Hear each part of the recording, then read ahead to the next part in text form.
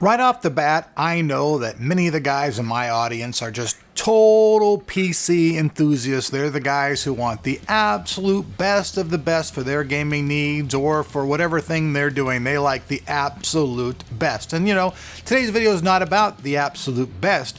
Today's video actually is about a monitor that I went out and purchased myself, so there's no sponsored video here. Nobody paid me anything. I actually went out and bought two of these monitors at Micro Center, and I'll explain to you why. Now, these monitors, you can get these right now at Micro Center for $150. That's right. So a shout out to the guys in Tustin. Peace out, guys. Thanks for the great deal.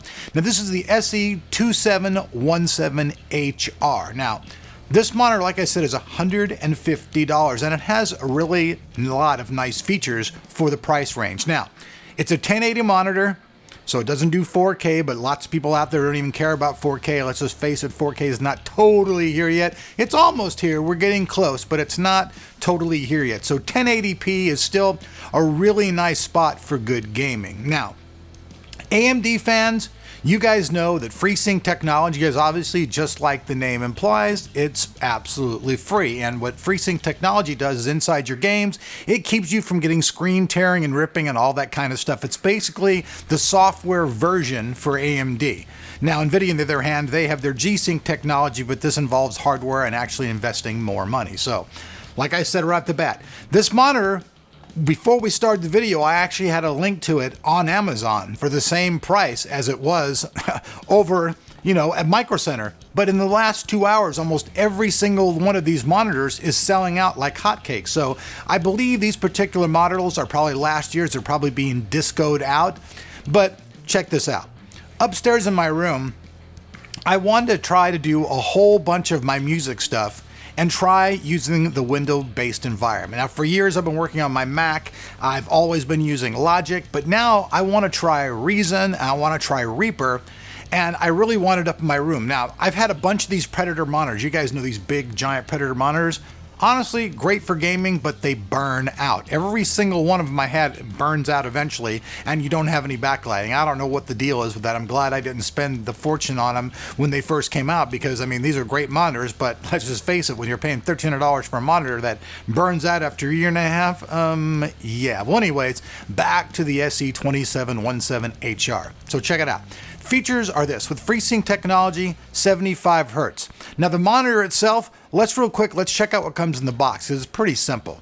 When you unbox the monitor, you get obviously the box, you get the monitor itself, you get a little manual, a CD, and you get an HDMI cable. And that's pretty much everything that you get inside of the box. So pretty basic stuff there. Now, the response time of this particular monitor is 6 milliseconds. I know some gamers are out there going, oh my God, Ulrich, that's like really bad. And also this is an IPS panel. We all know that TN panels are faster, but like I said before, I keep skipping around a little bit in my mind, but like I said before, the price range for this is really good. Now, what I wanted to do upstairs, I wanted to actually be able to have two monitors that had absolutely great text. So all the reviews and stuff that I read out there, there's like a bunch of top 10 monitors. This particular monitor kept popping up for great text. And you guys can see the text is absolutely amazingly clear. Now, in a music studio, usually you'll have your mixing board on one screen and then all of your effects and your plugins on another so you can work. And that's what I wanted to do.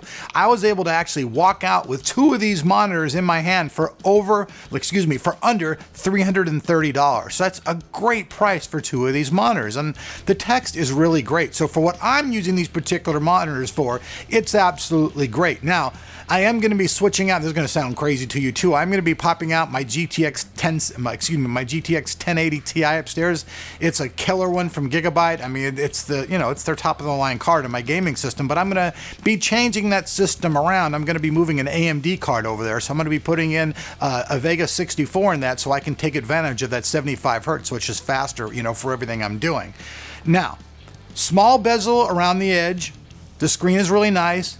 It has an anti-glare feature, so, even if you're like in a lighted room and stuff, the text and everything still looks good. Now, I'm not saying that games and movies or any of that stuff looks bad, because you guys can see right here that the monitor still looks really, really nice. The big emphasis, I think, overall about this entire monitors, though, is the price range. Like, even the link that we're going to have down below right now, this monitor is about $180. So for $180, you're getting a monitor that may not be the greatest gaming monitor in the world, but if you have an AMD card and you're a gamer, you get FreeSync. And even back here, the computer that we have hooked up to, this is one of my other gaming systems right here. It has a GeForce card in it. So with that card, I'm only getting 60 hertz. That's it on my refresh rate. But still, everything looks nice. The crisp is uber clear. And that's really important to me, because all the stuff I'm going to be doing, my music system is going to have to be, involve reading stuff, looking at stuff.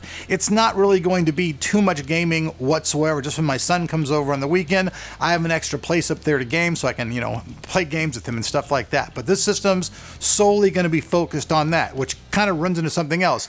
I showed you guys that Aero interface. It was like a $500 interface from Universal Audio, and I really couldn't get it to function with anything but my laptops.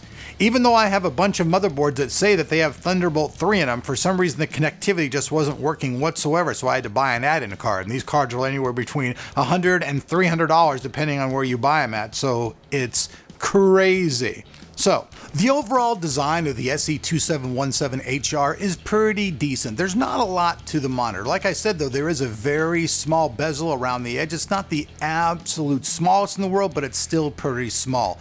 There's not much in the way of movement. You can just slightly tilt the monitor. You do, however, that 178-degree viewing angle, so no matter where you're looking at the monitor, it'll still be clear to you. And all the controls are conveniently located right underneath the right-hand side, so you can scroll through the menu, make all the changes to exactly as you want them to. Since this monitor is not a 4K monitor, there's really no need to have a display port whatsoever. So on the back of this monitor, there's simply a VGA connection and an HDMI connection, which is good enough for a 1080 monitor.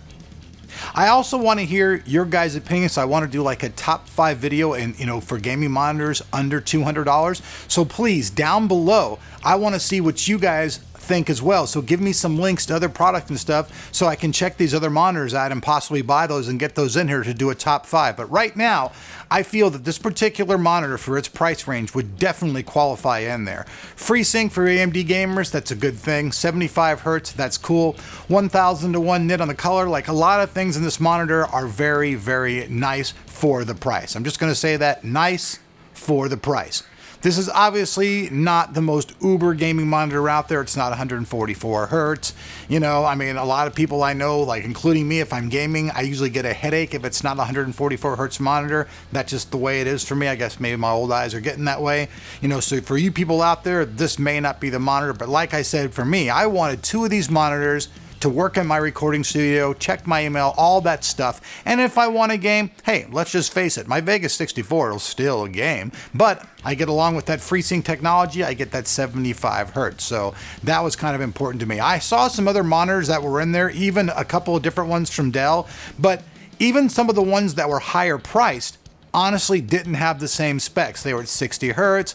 They didn't have as much brightness. They just didn't have the FreeSync. They didn't have G-Sync. So really, if they don't have G-Sync or FreeSync, we've talked about this before, I don't really consider them a gaming monitor whatsoever. They're a monitor, but unless you have FreeSync or G-Sync, you're not really, diving into the gamer pool. You're just a monitor. Does that sound kind of funny? You're just a monitor. Well, anyways, like usual, if you guys want to check out more information, we'll have links down below, both to Micro Center, and we'll have links to Amazon, where there's still a few available. But hey folks, there you go. You're looking for a monitor on the cheap that looks great, plays your games decently at 75 hertz, decent features, and you don't want to break the bank and don't spend money, you should check this monitor out. Seriously, great deal.